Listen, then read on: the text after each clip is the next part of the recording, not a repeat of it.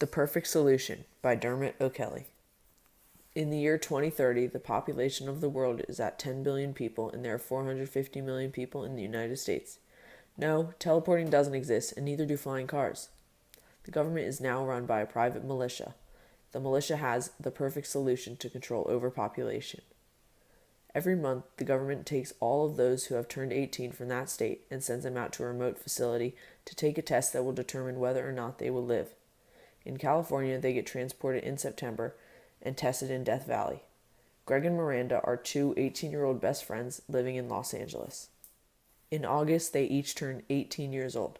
For the next 2 weeks, Greg's parents urged him to study hard because, as parents always do, they feared the worst. Greg was not as worried because he had been preparing for this for 3 years throughout high school, and he is one of the smartest kids in his class. On the other hand, Miranda read every book possible in preparation. She was born with dyslexia and had overcome it, but she still had trouble keeping up with everyone. Miranda may have struggled academically, but she was an excellent athlete. She won the state championship in the 500-meter freestyle and was a middle distance runner on the track team. None of these skills would help her pass the test, though. In the first week of September, Greg heard a loud knock on the door at 6 a.m. He had been expecting it, but became nervous as the reality sunk in that there was a chance he might not live through the test. Greg opened the door to a large man in full armor who said, "Greg Carricker, come with me." He didn't get to say any goodbyes, and just like that, he was saying goodbye to his house as he entered a large armored car. Just 2 hours later, Miranda heard her doorbell ring and immediately responded.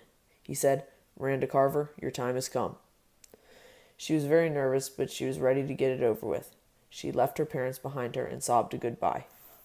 In the middle of the desert, a gigantic building appeared on the horizon, emerging from the waves created by the heat coming off the ground. They walked into the facility with their mouths covered so they could not speak. The facility was big enough that it had over 1,000 rooms that were each 4 by 8 feet. The two teenagers were given a card that had a room number. They stood in front of their rooms, 406 and 408. Greg and Miranda's rooms were almost next to each other since their last names were so close together. As the door opened, they saw a timer. It was a clock that looked like it belonged on a bomb, and there was a computer that was almost as wide as the room itself. Greg and Miranda each walked into the rooms and stepped up on a platform. The rooms contained everything they needed. After a few minutes, a man with a thunderous voice spoke. "You have 4 hours to complete the test. Your time begins now." Greg took no time in answering the first set of questions. He sped through the math section, which was his strong suit. He proceeded through the entire test confident that he had done enough to survive the perfect solution. He had nearly 40 minutes to wait until the timer went off. Miranda, however, had struggled much more than her naturally smart friend. Despite all of her studying, she had difficulty focusing and finished as the time expired. After the timer went off, a man took both Miranda and Greg into a large room where everyone was sitting anxiously, waiting for their scores. Upon entering the room, a man appeared in front. Among the chatter of the test takers, he spoke out and said, "Attention, please." The crowd went silent. He said, "The tests have been graded, and if I call your name, you must follow General Watson to the execution chamber." Miranda and Greg were not focused on anything else but their names. The reader then got down to C's. Henry Cable, Leah Carter. A sigh of relief came from Gregory because with the last name Carricker, he had been skipped over, meaning he had passed. Miranda Carver. Miranda slumped down in her seat and plodded towards the front with tears in her eyes. The guard took all of those who failed out the room. The thick metal door began to close behind them. As Greg saw the door starting to close, he got out of his seat, dodged the guards, and slipped through the door. Greg had survived the test, but he was willing to risk it all for his lifelong friend. Narrowly fitting through the door, Greg sprinted to the front of the line, his eyes laser-focused on Miranda, handcuffed and mouth closed. Nobody was going to stop him, not even the heavily armored guards. He finally got close enough to her to make a move. He grabbed her and threw her light body over his shoulder and started running to the nearest exit. The only problem was that one of the guards started an alarm, so the building went into lockdown. The metal doors were closing, but as this was happening, Greg and Miranda were nearing the exit. Greg saw a glimmer of hope as there was a foot of open space between the closing door and the ground. He threw Miranda out in front of him under the door. She glided through, and Greg dove right behind her, his eyes closed and hoping for the best. The two heard the thick door slam down to the ground behind them. The facility was a repurposed prison, so outside the building there was a 15-foot-tall electric wire fence and security heavily guarding the exit. There seemed to be no means of escape. Then, Miranda spotted an area in the corner of the fences where there weren't many guards. At that spot, the electric wire stopped on both sides, creating a 2-foot gap that they could escape over. Greg, with Miranda still over his shoulder, made a run for it. A guard who was perched up in a tower saw the couple dart across the dirt-covered field towards that corner. The guard started shooting at them from the tower and alerted others to target them from the ground. Bullets hit the ground just in front of Greg, kicking up dust. He kept running and leapt up to cling on the fence. Greg scrambled up the hot metal fence. He got to the top and heard a screech. He had accidentally held Miranda up against a section with electric wire. He had no time to worry if she was okay, so he hopped up over the fence. Greg climbed down as fast as possible, but not fast enough. One of the guards got a shot off, hitting Greg's left arm as he was about 5 feet from the ground. As Greg fell, he felt blood seeping down his arm.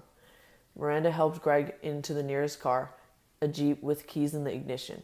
Greg and Miranda sped off, unimpeded, as the guards were trapped inside the facility because of the lockdown.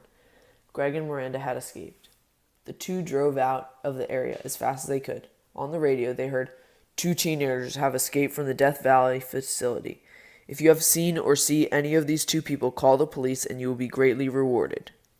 Oh my God, Greg, I can't believe we are on the government's most wanted list. "Don't worry, Miranda. I think we have a plan." What are we going to do? Leave the country? Asked Miranda. "Exactly. My uncle is a scientist, and he is working on a flying car that will take us over the Pacific, and we can go to Australia or Japan," replied Greg. The pair set out for San Francisco, where Greg's uncle George lived. Uncle George had been working in an underground laboratory on a prototype for a flying car. They met up with him, and he showed them the prototype. They were very impressed. Miranda asked, So will this be enough to get us all the way across the Pacific? "Yes," George replied. "This thing's charge will last a while. The only thing is, if anyone sees you, they will shoot you down, and you will likely die. Be careful." "Thank you very much," said Greg. "You have no idea how much of a help you have been." "If it means saving my nephew's life, it's my pleasure," replied George. The two departed a night later in an 18-wheeler that had the flying car stored in the back. When they reached the pier, they took the vehicle out and were ready for takeoff. Greg hopped in the driver's seat with Miranda to his right, managing the navigation. He put the key in the ignition and took off. The car flew straight up, 20 feet above the ground, hovering, waiting for Greg to put the pedal to the ground. He pressed down and the car bolted forward. Traveling extremely fast, Miranda noticed that the charge of the car had gone down to 85% in a matter of minutes. She hadn't mentioned it because she trusted what Uncle George said and went with it. 2 hours later, the car had reached 5%, but land was within sight. Greg accelerated as fast as he could, hoping that he did not do all of this just to die in the end. 1 mile away from the destination, the car went into free fall at 0%. Sploosh. Before impact, Miranda pulled the escape hatch and they both ejected from the car and into the water. They swam for about half a mile, but Greg's injury was taking its toll. He was too exhausted to continue. Miranda called upon her years of training to help Greg. Because he saved her from execution, she had a burst of adrenaline and swam and dragged him to shore. They made it. The solution really wasn't so perfect after all.